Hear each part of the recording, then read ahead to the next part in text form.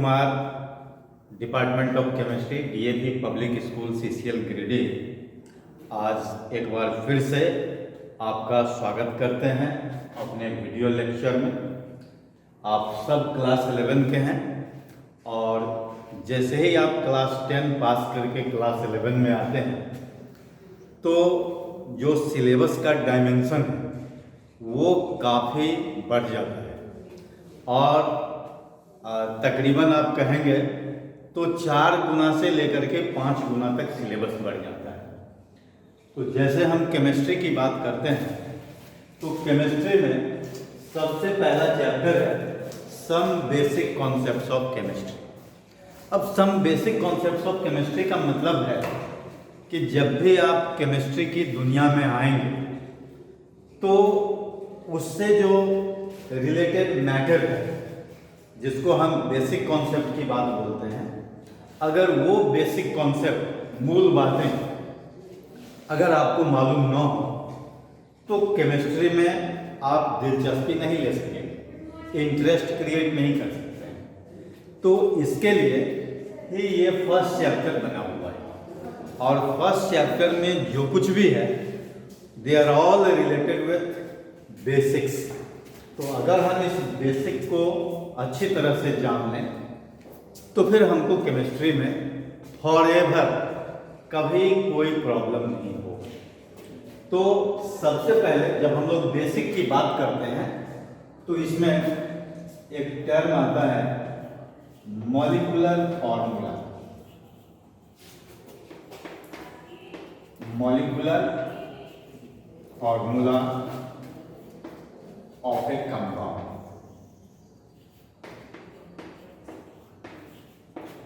अब ये molecular formula of a compound आप बहुत पहले से पढ़ते आ रहे हैं, क्लास 7 से ही शुरू हो जाता है मॉलिक्यूलर फॉर्मूला।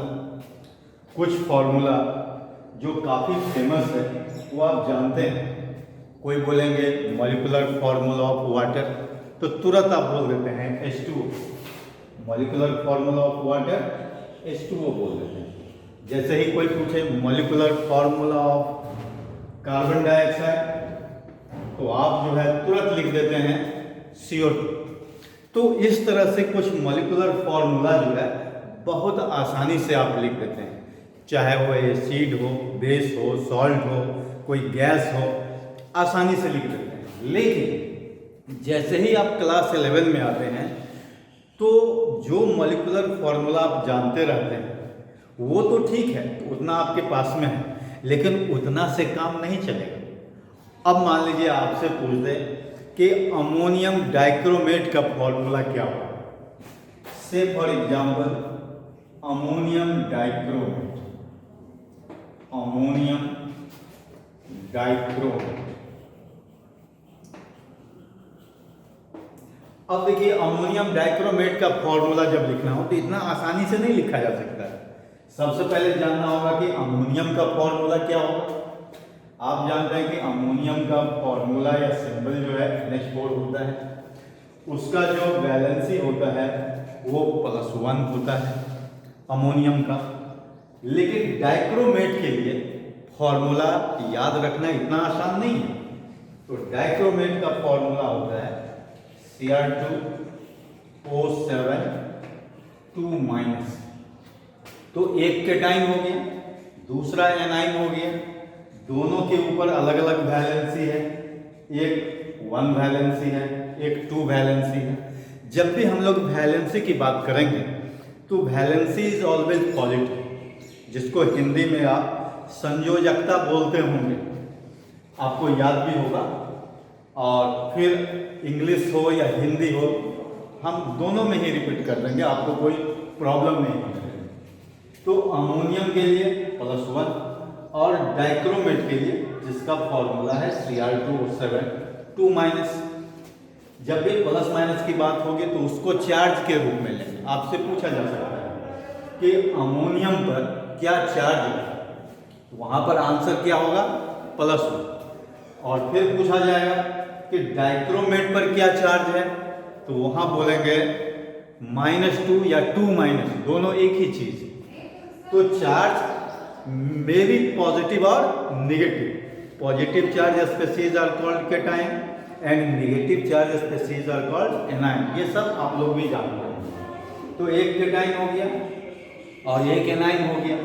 अब इस दोनों को अगर हम मिला देते हैं तो फॉर्मूला क्या बन जाता है? बाय क्रिस क्रॉस मेथड, सब लोग जानते होंगे आप।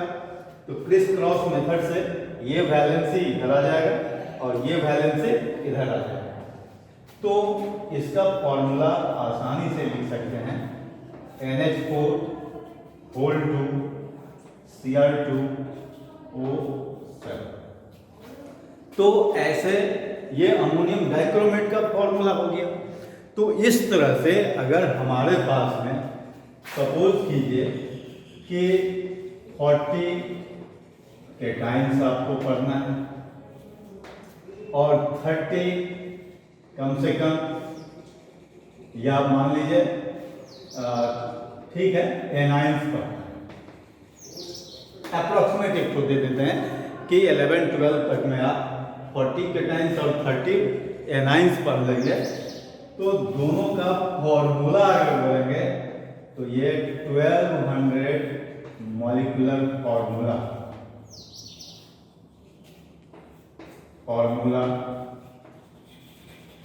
अलग अलग कंपाउंड का आप पढ़ सकते हैं। तो ये आपके पास में स्टॉक बन जाएगा।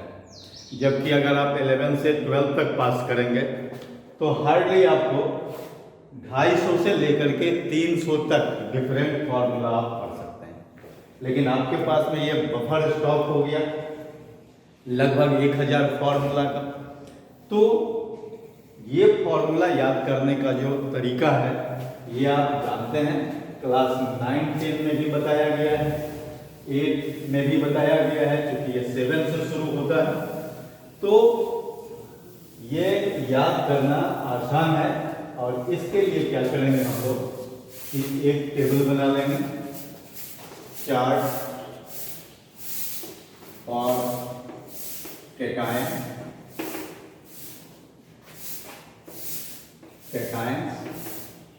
with their valencies। एक ये हम लोग कर लेंगे।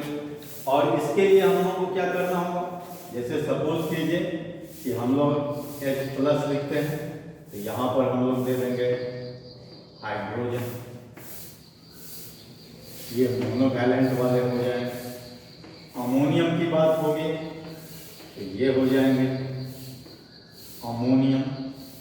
तो इस तरह से आपके पास में ढेर सारे मोनोवैलेंट केटाइन, डाइवैलेंट की बात हो तो Mg2+, आप जानते हैं ये मैग्नीशियम की बात होती है। मैग्नीशियम के लिए ट्राइवैलेंट के लिए Al3+, ये एल्युमिनियम होता है। उसी तरह से आपके पास में लेड का भी होता है, इसको प्लम बिक बोला जाता है। तो monovalent, divalent, trivalent, tetravalent cations के लिए कलेक्शन दिया हुआ है बुक के अंदर, उस कलेक्शन को आप लिख लेंगे। और ये कहाँ तक लिखेंगे, लगभग 40 केटाइंस तक लिखेंगे। उसी तरह से जब हम लोग एनाइंस की बात करते हैं तो उसी तरह से चार्ट फॉर केटाइंस की जगह क्या कर देंगे, चार्ट फॉर एनाइंस कर देंगे। क्या करेंगे, चार्ट फॉर एनाइंस। और एनाइंस के लिए फिर monovalent anion, bivalent anion, trivalent anion और टेट्रावैलेंट एनाइन के लिए कलेक्शन और चार्ट बना लेंगे। से फॉर एग्जांपल आपसे पूछा जाएगा हाइड्राइड आयन, तो हाइड्राइड के लिए H- हो जाएगा। आपसे पूछा जाएगा नाइट्रेट आयन, तो नाइट्रेट के लिए NO3- हो जाएगा। बाइवैलेंट में अगर आते हैं तो आपसे पूछा जाएगा कार्बोनेट का फॉर्मूला क्या होगा, तो यहाँ पर CO3 हो जाएगा। हमने अभी अभी डाइक्रोमेट लिखा था, तो डाइक्रोमेट भी इसमें इंक्लूड कर लेंगे बाइवैलेंट में। ट्राइवैलेंट की बात होगी तो फॉस्फेट आप लिख सकते हैं, ये ट्राईवैलेंट हो जाएगा और यहाँ पर इसका फॉर्मूला PO43 माइनस हो जाएगा। और अगर टेट्रावैलेंट की बात होगी तो हम लोग कार्बाइड लिख सकते हैं और इसमें C4 माइनस हम लोग कर देंगे। तो इस तरह से हमारे पास में एनाइंस के लिए भी चार्ट हो जाएगा, monovalent A9, divalent A9, trivalent A9 and tetravalent A9. तो जब केटाइन और एनाइंस का ये चार्ट बन जाएगा तो फिर क्रिस क्रॉस मेथड करके आसानी से हम लोग फॉर्मूला तैयार कर लेंगे। तो molecular formula of compound is very very essential. अब कंपाउंड कई तरह के हैं, आप जो है थोड़ा बहुत बॉन्डिंग पढ़े हैं क्लास 10 में।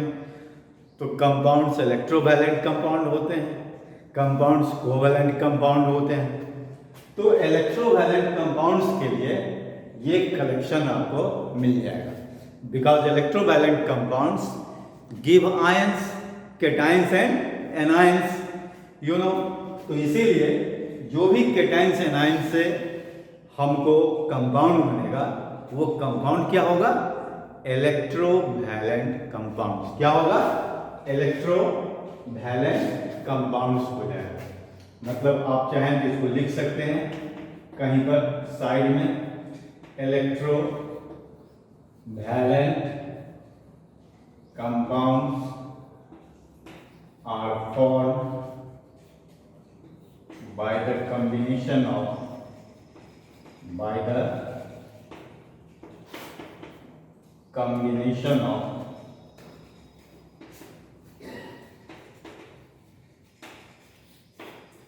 cations and anions।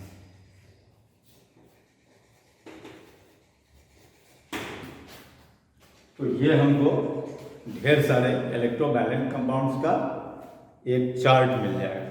अगर कोवैलेंट कंपाउंड की बात करेंगे तो आप जानते हैं कि जितना भी ऑर्गेनिक कंपाउंड है, चाहे वो हाइड्रोकार्बन हो या हाइड्रोकार्बन का डेरिवेटिव्स का मतलब जो हाइड्रोकार्बन से निकल करके आया है, तो उस सारे कंपाउंड का भी फॉर्मूला होता है। तो वो फॉर्मूला वैलेंसी के एक्सचेंज पर नहीं होगा, बल्कि वो फॉर्मूला आपको याद कर लेना है। उसका भी एक सर्टेन रूल होता है, जनरल फॉर्मूला होता है, जिसके बदौलत जैसे आपको याद होगा कि एल्केन का CnH2n+2 होता है, एल्कीन का CnH2n होता है, एल्काइन का CnH2n-2 होता है। तो इस तरह से जनरल फार्मूला का इस्तेमाल करके हम लोग कोवैलेंट कंपाउंड्स का ढेर सारा फार्मूला लिख सकते हैं। तो इस तरह से हमारे पास में लाखों कंपाउंड्स का जो है वो सीरीज बन जाता है। तो सबसे पहले कंपाउंड और उसका सही फार्मूला जानना जरूरी है, क्योंकि एक बार अगर फॉर्मूला लिखने में कहीं मिस्टेक हो गया तो आप जो भी कैलकुलेशन करेंगे वो सारा कैलकुलेशन रॉन्ग हो जाएगा। तो इसलिए सबसे बड़ी बात क्या है, how to write correct molecular formula of a compound, whether the compound is electrovalent compound और कोवैलेंट कंपाउंड। ठीक है, यहां तक कोई प्रॉब्लम नहीं है। एक बार अगर आप मॉलिक्यूलर फॉर्मूला लिख लिए कंपाउंड का, उसके बाद आता है मॉलिक्यूलर मास वगैरह। तो मॉलिक्यूलर मास बहुत आसानी से आप कैलकुलेट करते आ रहे हैं, लेकिन से फॉर एग्जाम्पल आपको एक छोटा सा एग्जाम्पल हम देना चाहते हैं। मान लीजिए ये हो गया molecular formula of H2, molecular formula of water, molecular formula of water is equal to H2। आप सब लोग जानते हैं। तो कोई अगर आपसे पूछ दे कि भाई इसका मॉलिक्यूलर मास कैसे निकालोगे, तो आप बहुत आसानी से निकाल सकते हैं। Molecular mass is equal to क्या हो जाता है, हाइड्रोजन के लिए आप 2 लिखते हो क्योंकि इसका एटॉमिक मास 1 होता है, तो 1 × 2 प्लस ऑक्सीजन के लिए 16 होता है, तो this is equal to 2 + 16 equal to 18 लिख देते, और अगर इसका कोई यूनिट देना चाहते तो आइदर यू लिखते और AMU लिखते। तो ये U जो है जिसको हम लोग यूनिफाइड मास बोलते हैं और AMU को एटॉमिक मास यूनिट बोलते हैं। अब आपके दिमाग में ये आ रहा होगा कि भाई ये AMU क्या होता है। अब तक तो आपने कई बार, सैकड़ों बार ये यूज कर लिया कि इतना AMU मॉलिक्यूलर मास निकालने में होता है एटॉमिक मास को अप्लाई करके, लेकिन ये जो एटॉमिक मास यूनिट है इसको हम कैसे डिफाइन करें। तो इसीलिए some basic concepts of chemistry में सबसे पहले हम लोग शुरू करेंगे एटॉमिक मास यूनिट, जो आप जान चुके हैं लेकिन ये नहीं जानते कि ये है क्या चीज। तो इसको हम डिटेल में आपको बताएंगे। तो हमारा जो हेडलाइन होगा वो होगा एटॉमिक मास यूनिट। अब एटॉमिक मास यूनिट को हम लोग सिंपल फॉर्म में क्या बोलते हैं, एब्रिविएशन है इसका AMU। अब ये जो AMU है एटॉमिक मास यूनिट, इसको हम कैसे डिफाइन करेंगे, ये एक सिंपल डेफिनेशन है। उस डेफिनेशन को पहले लिख लीजिए, इसके बाद ही जो है हम लोग इसको अप्लाई कर सकते हैं। तो ये होगा, it is a unit to express relative atomic mass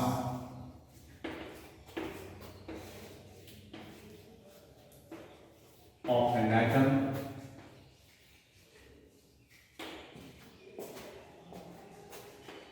which is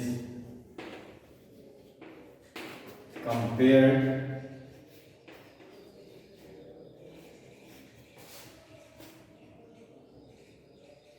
to the mass of 1/12 part of C12 isotope। अब ये सब जो डेफिनेशन बुक में भी आपको मिल जाएगा, लेकिन सबसे बड़ी बात है कि इसको समझना कि इस डेफिनेशन को कैसे हम लोग अप्लाई करें। तो क्या कहता है, it is a unit to express relative atomic mass of an atom which is compared to the mass of 1/12 part of C12 isotope. अब आपके दिमाग में ये बात आ रही होगी कि ये C12 आइसोटोप क्या होता है और सर ने यहाँ पर C12 आइसोटोप ही क्यों लिया। तो सबसे बड़ी बात है, ये बात मैं आपको बता दूं कि कार्बन के 3 आइसोटॉप्स होते हैं, जो हिंदी में आप समस्थानिक नाम सुने होंगे।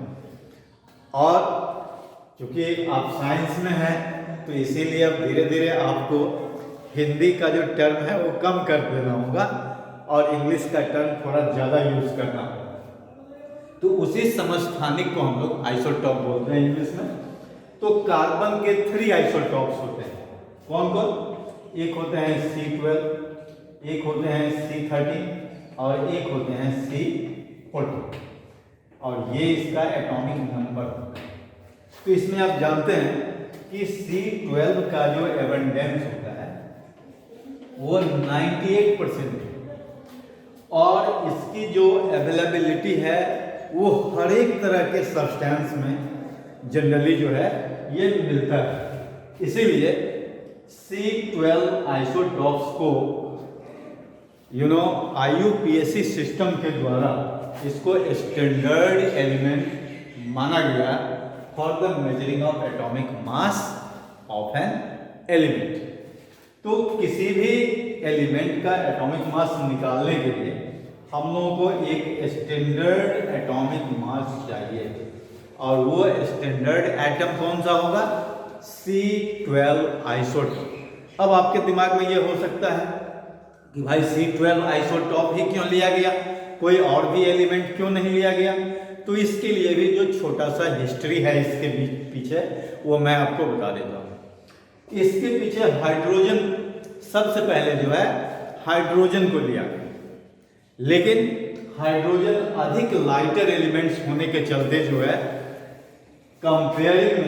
कंपेयर्ड एटॉमिक मास में प्रॉब्लम आ रहा था, इसीलिए उसको धीरे धीरे डिस्कार्ड कर दिया गया, मतलब हटा दिया गया।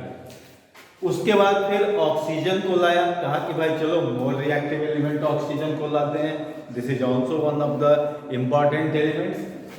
लेकिन वहां भी कुछ प्रॉब्लम आना शुरू हो गया, तो फाइनली इन लोगों ने कार्बन 12 आइसोटोप को स्टैंडर्ड एलिमेंट के रूप में एक्सेप्ट किया, और टिल टुडे यही एक्सेप्टेड है और इसमें कहीं कोई एरर नहीं है।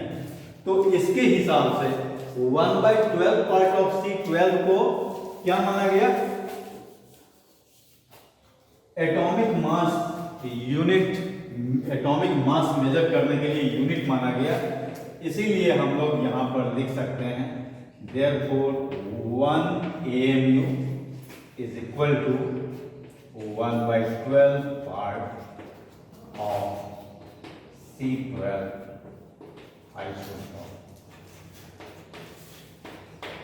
अब ये चीज अगर आपको ये जानकारी मिल गई, तो फिर आप किसी भी एटॉमिक मास को आप आसानी से एक्सप्रेस कर सकते हैं इस टर्म में। जैसे से फॉर एग्जाम्पल अभी आपको हम कई एग्जाम्पल दे करके इसको अप्लाई कर लेते हैं। अब मान लीजिए कि हम कंसीडर करते हैं atomic mass of magnesium is equal to 12 AM। ये चार्ट दिया हुआ है। अब ये जो एटॉमिक मास होगा ये हमेशा रिलेटिव एटॉमिक मास होगा, लेकिन बार बार रिलेटिव शब्द हम लोग यूज नहीं करते, लेकिन आपके दिमाग में ये आ जाना चाहिए कि ये क्या चीज़ है, रिलेटिव एटॉमिक मास, क्योंकि डेफिनेशन में ही लिखा हुआ है कि जो भी एटॉमिक मास मिलेगा वो कार्बन 12 पर मेजर्ड किया हुआ रहेगा, तो वो हमेशा क्या होगा, रिलेटिव एटॉमिक मास होगा। तो अगर आप चाहेंगे तो ये वर्ड यहाँ कुछ देर के लिए यूज कर लीजिए। तो relative atomic mass of magnesium is equal to 24 AMU, जो चार्ट में आपको मिलेगा। अब आपसे पूछा जा सकता है कि what do mean by this term, इस टर्म से क्या हमको मिलता है? तो इसके लिए हम लोग क्या बोलेंगे कि it means that one atom of magnesium is 24 times heavier than 1/12 part of C12 isotope. C12 isotope. अब ये जो 24 AMU आ गया, तो 24 AMU 1/12 part of C12, 1/12 part of C12 का मतलब 1 AMU होता है। तो ये 24 AMU 1 AMU से कितना गुना ज्यादा है? तो अगर हम मास के टर्म में लेते हैं तो हेवियर और लाइटर बोलेंगे, तो कितना गुना हेवियर हो जाएगा, 24 टाइम। तो जब भी हम 1 AMU से किसी भी AMU को कंपेयर करेंगे, तो जितना AMU दिया हुआ रहेगा उतना ही टाइम से वो क्या हो जाएगा, हेवियर हो जाएगा। तो relative atomic mass of magnesium equal to 24 AMU का मतलब क्या हो गया कि 1 atom of magnesium is 24 times heavier than 1/12 part of C12।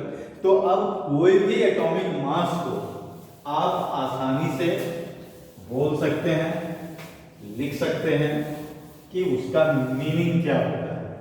आपसे पूछ दे कि भाई एटॉमिक मास और relative atomic mass of silver is equal to होता है 108 AMU और U for unified mass and AMU for atomic mass.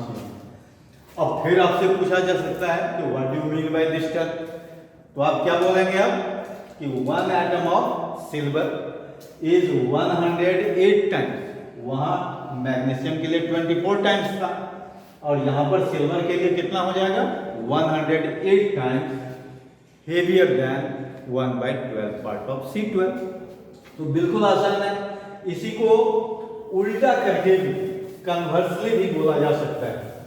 और कन्वर्सली कैसे, अगर आपसे कोई पूछ दे कि if an atom of an element is 200 times heavier than 1/12 part of C12 isotope,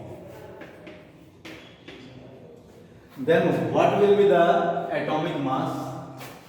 Then what would be the atomic mass of the element? Suppose ऐसा question आपसे पूछ दिया, उसको उलट करके दे दिया, तो वेरी सिंपली जितना टाइम्स दिया हुआ रहेगा उतना AMU हो जाएगा। माने AMU दिया हुआ रहेगा तो टाइम्स में एक्सप्रेस कर देंगे और टाइम्स दिया हुआ रहेगा तो AMU में एक्सप्रेस कर देंगे। तो यहां पर क्या हो जाएगा, आंसर क्या हो जाएगा इसका, एटॉमिक मास या रिलेटिव एटॉमिक मास, कुछ भी बोल सकते हैं। कई बार मैंने बोल दिया है कि एटॉमिक मास वो रिलेटिव एटॉमिक मास ही है। तो atomic mass of the element is equal to क्या हो जाएगा 200 U और AMU। Is it clear? अब आपको कहीं भी कोई प्रॉब्लम नहीं होगा रिलेटिव एटॉमिक मास के बारे में जानने में और AMU के बारे में। अब इसको हम लोग क्या करेंगे कि मॉलिक्यूलर मास में यूज कर लेंगे, जो अभी अभी हमने वाटर का मॉलिक्यूलर मास आपको दिखाया था, तो अब उसका नाम हो जाएगा रिलेटिव मॉलिक्यूलर मास। तो जिस तरह से हम लोग रिलेटिव एटॉमिक मास जाने, उसी तरह से रिलेटिव मॉलिक्यूलर मास होगा। फर्क केवल यही होगा कि it is the sum of relative atomic mass of atoms present in a molecule।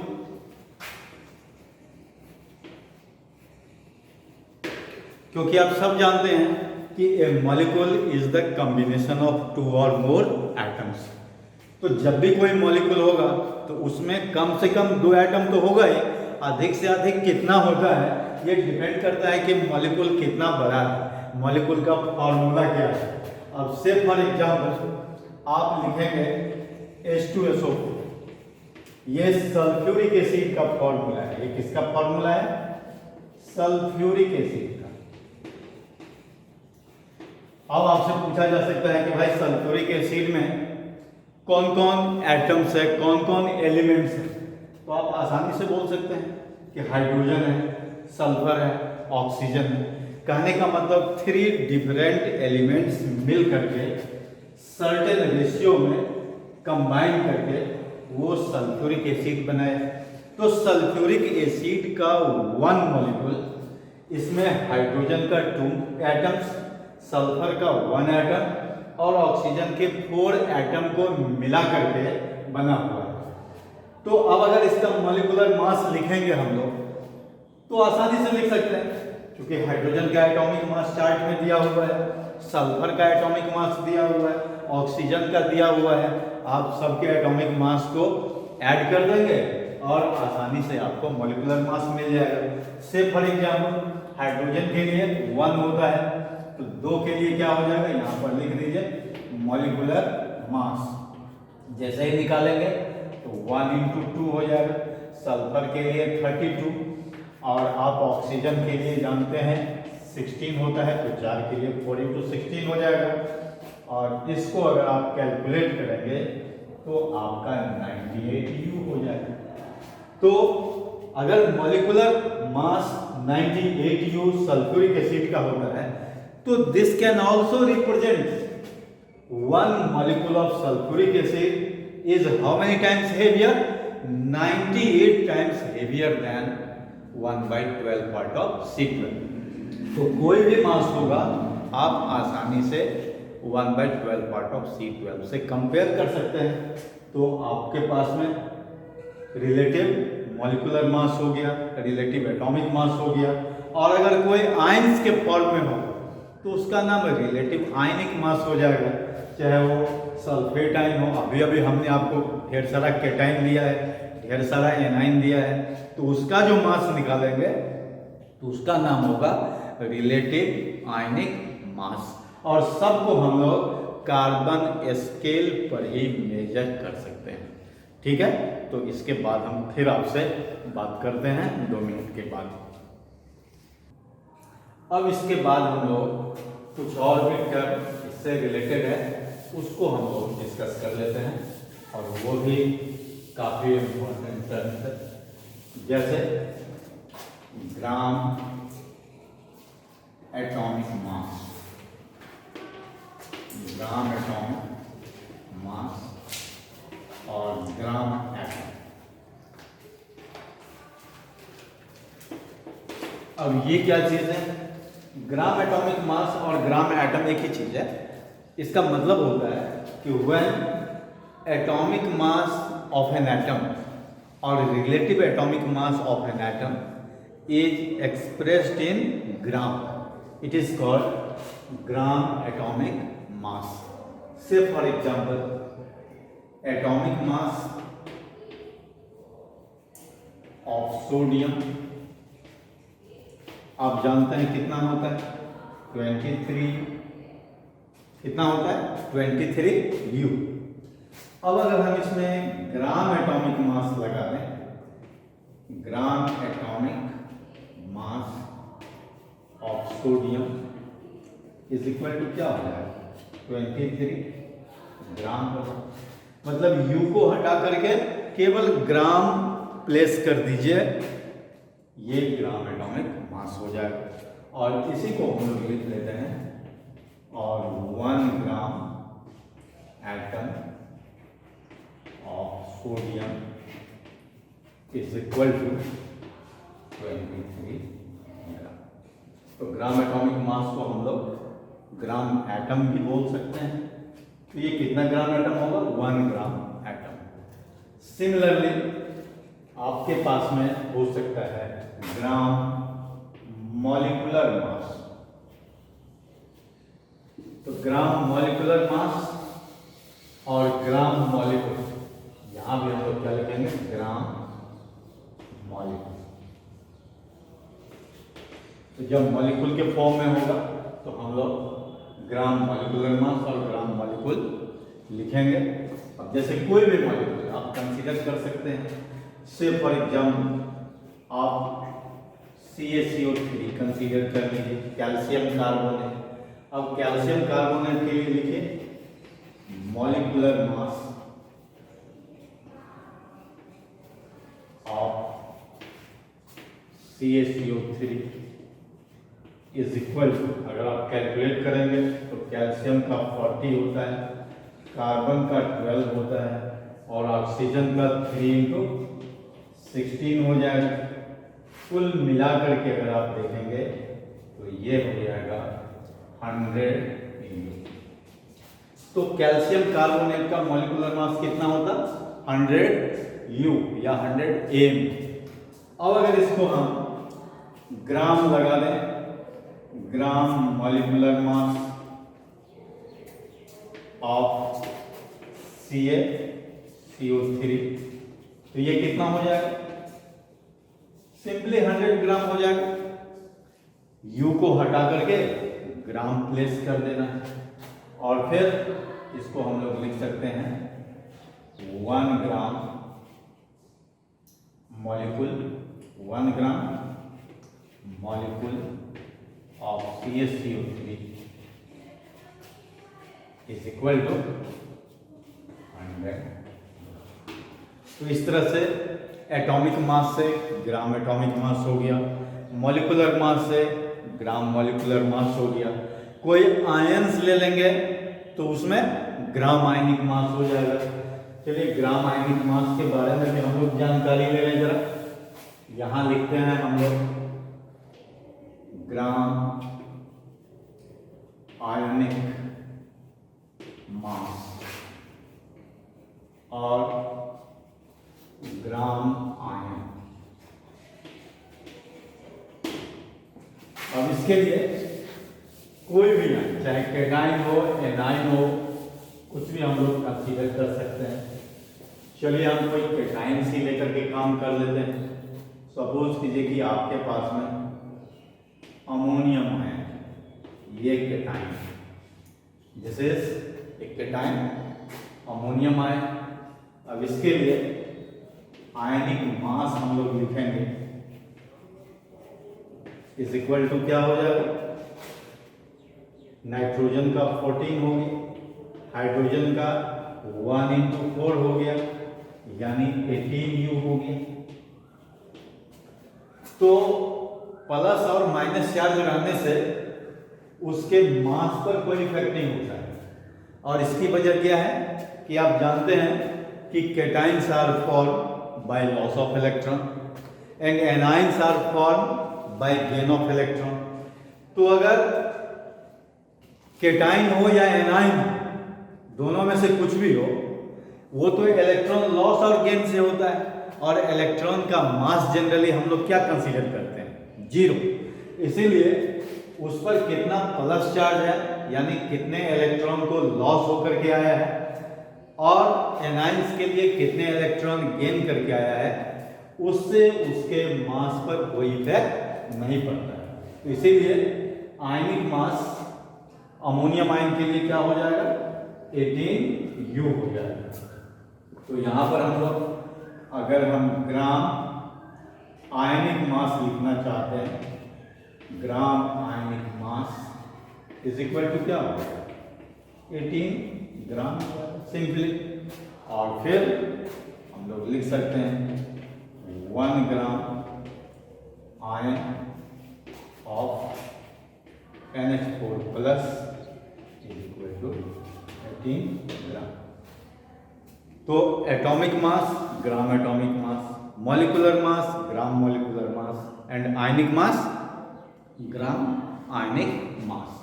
तो इस तरह से आपको बेसिक कॉन्सेप्ट जो है एटॉमिक मास यूनिट का मिल रहा है। साथ ही साथ आप कुछ और भी टर्म जानेंगे, जैसे ग्राम atomic mass, gram molecular mass, gram ionic मास। ये सब के सब मोल कॉन्सेप्ट के लिए जरूरी है। तो मोल क्या होता है सब लोग जानते हैं, मोल का नाम भी सुने होंगे।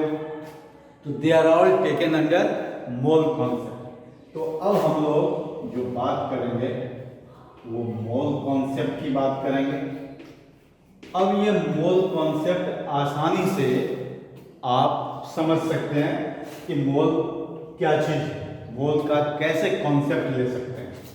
तो सब लोग जानते हैं कि 1 mole of any species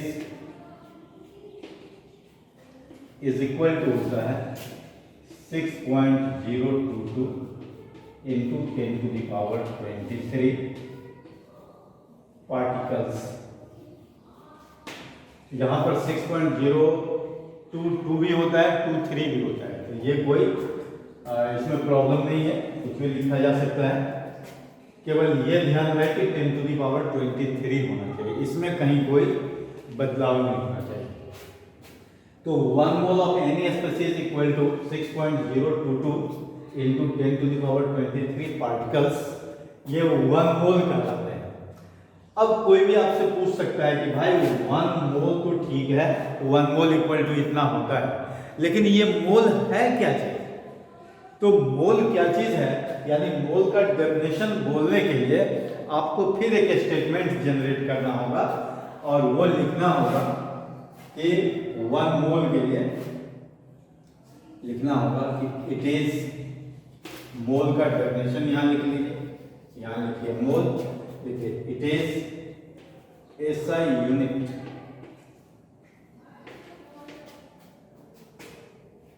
to express amount of a substance which is equal to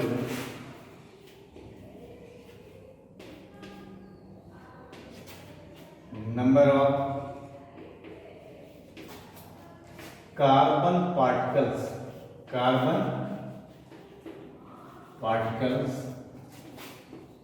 present in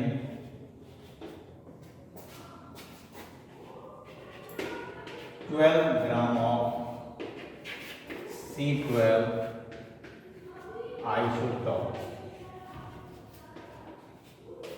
अब यहां फिर आ गया C12 आइसोटॉप। कहने का मतलब अभी तक जो हम लोग एटॉमिक मास यूनिट को डिफाइन किए थे, मॉलिक्यूलर मास यूनिट या चाहे आयनिक मास यूनिट, तो सबको हम लोग किस पर डिफाइन किए थे? C12 आइसोटॉप पर ही डिफाइन किए थे, क्योंकि C12 isotope is a standard element.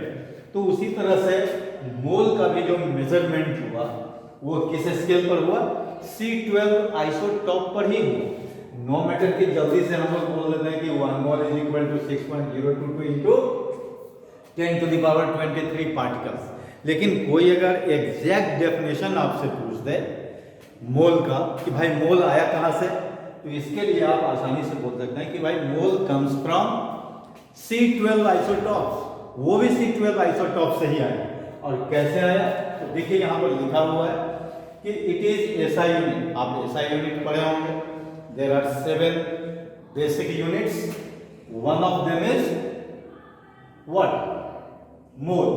तो मोल क्या है? It is SI unit to express amount of a substance which is equal to number of carbon particles। देखिए यहाँ कौन सा पार्टिकल आ गया? Carbon particles present in 12 gram of C12 isotope. इसका मतलब होता है कि C12 आइसोटॉप्स में, इसका मतलब होता है कि 12 gram of C12 isotope is equal to 6.022 into 10⁻23 carbon particle. Experimentally ये मेजर किया गया हुआ है। 6.022 into 10⁻23 carbon particles are present in 12 gram of C12 isotope. इसीलिए इसको हम लोग 1 मोल बोलते हैं। क्या बोलते हैं? 1। Therefore 1 mole is equal to 6.022 into 10⁻23 particles. अब यहां पर पार्टिकल्स हम लिखते हैं। ये पार्टिकल्स क्यों लिखते हैं?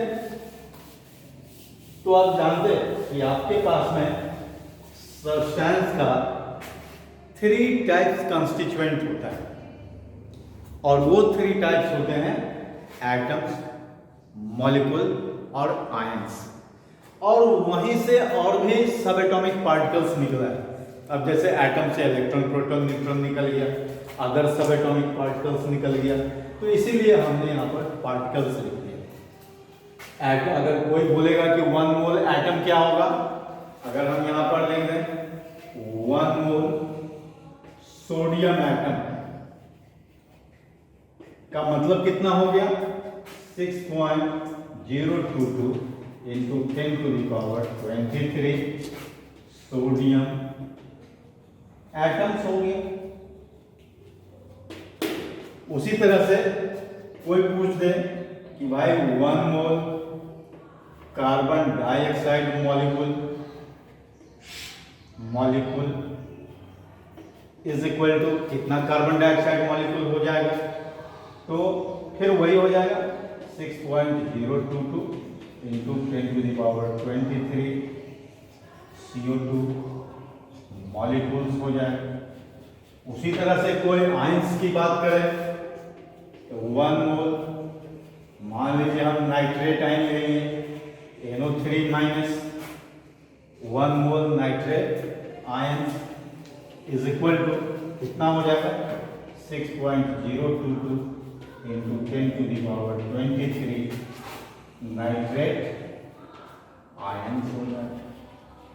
तो कहने का मतलब आप जो है मोल को पार्टिकल्स में कन्वर्ट कर सकते हैं, और पार्टिकल्स चाहे वो एटम हो, मॉलिक्यूल हो, आयन हो, किसी में भी आप एक्सप्रेस कर सकते हैं। जैसे फॉर एग्जांपल कोई पूछते हैं जल्दीबाजी में कि 1 mole electron equal to how many electron, तो आप इलेक्ट्रॉन लिख देंगे, उस पार्टिकल की जगह इलेक्ट्रॉन लिख देंगे और वहां पर बोलेंगे कि 1 mole electron is equal to 6.022 into 10⁻23 electrons.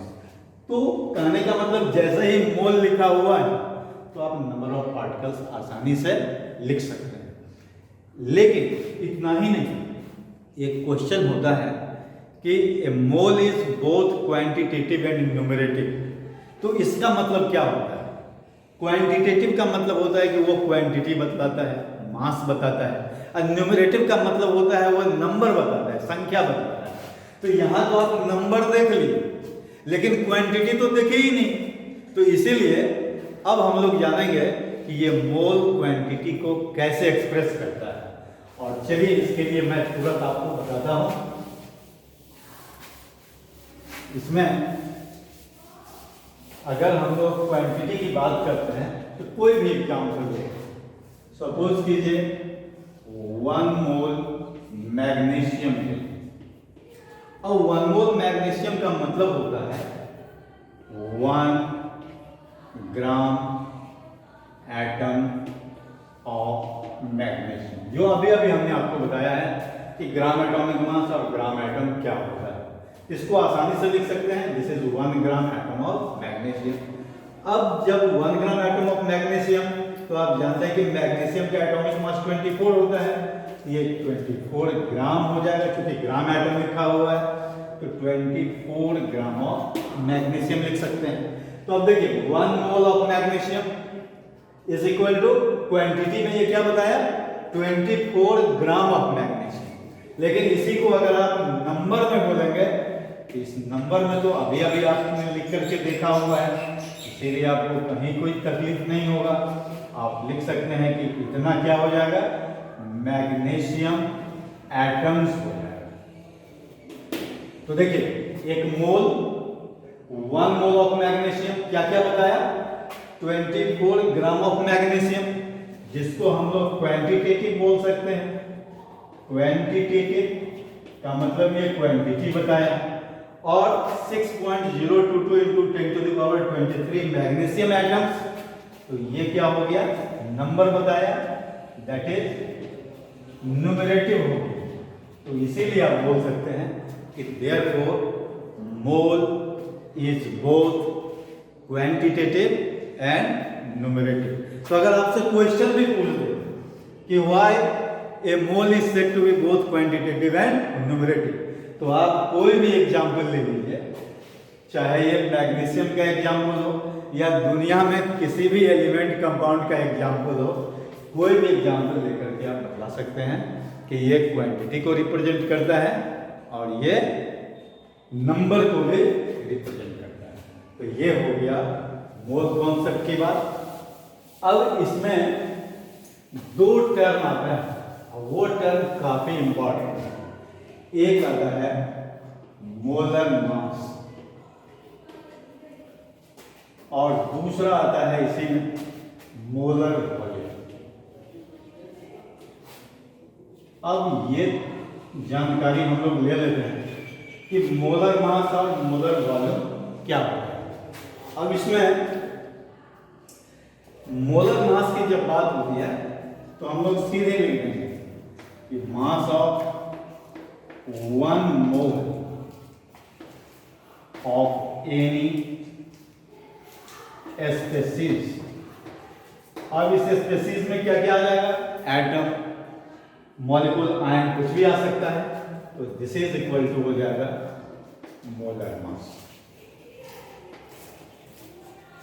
और इसका यूनिट जो हो जाएगा वो हो जाएगा इन ग्राम पर मोल। क्या हो जाएगा, ग्राम पर मोल। अब आप वेरी सिंपली कोई भी एग्जांपल ले लीजिए। सपोज कीजिए हम ऑक्सीजन ले लिए, तो मोलर मास ऑफ O2। अगर आपसे कोई पूछे कि मोलर मास ऑफ O2 क्या होगा, तो ऑक्सीजन का 16 होता है, तो O2 के लिए क्या हो जाएगा 32। तो ये हो जाएगा 32 ग्राम पर मोल हो जाएगा। तो ये मोलर मास हो जाएगा। लेकिन अगर 32U लिख देंगे ग्राम पर मोल की जगह, तो फिर वो मोलर मास नहीं कहला करके वो मॉलिक्यूलर मास कहलाएगा, जो रिलेटिव मॉलिक्यूलर मास हम ऑलरेडी आपको बता चुके हैं। तो नंबर वही है, केवल यूनिट में फर्क हो जाता है। अगर यूनिट ग्राम पर मोल है तो समझ लीजिए वो क्या है, मोलर मास। तो उसी तरह से किसी भी एलिमेंट के लिए, कंपाउंड के लिए, आयंस के लिए आप मोलर मास लिखेंगे तो वो ग्राम पर मोल में एक्सप्रेस कर देंगे। इसीलिए मोलर मास एक कॉमन यूनिट है जो किस किस चीज को बताता है, एटॉमिक मास को, मॉलिक्यूलर मास को, आयनिक मास को। तीनों को एक साथ जो है मोलर मास के रूप में आप लिख सकते हैं। और अलग अलग तो आप लिख ही सकते हैं। अगर एटम है तो एटॉमिक मास, मॉलिक्यूल है तो मॉलिक्यूलर मास, आयन है तो आयनिक मास। लेकिन अगर तीनों को एक साथ लिखना है कि भाई किस यूनिट में लिखें, तो आप मोलर मास के टर्म में लिख सकते हैं, केवल उसका यूनिट चेंज कर देंगे, ग्राम पर मोल कर देंगे, वो मोलर मास हो जाएगा। और मोलर वॉल्यूम, 1 मिनट और आपका हम टाइम ले लेते हैं। मोलर वॉल्यूम जो होता है, मोलर वॉल्यूम, ये किसी गैसियस सब्सटेंस के लिए हो। ये जब भी होगा तो फॉर गैसियस सब्सटेंस, ये कोई सॉलिड लिक्विड के लिए नहीं हो, गैसियस सब्सटेंस के लिए होगा, ये याद रखिए। तो कोई भी गैस कंसीडर हम लोग कर लेंगे, तो वहां पर कहता है कि volume occupied by 1 mole of a gas is called molar volume.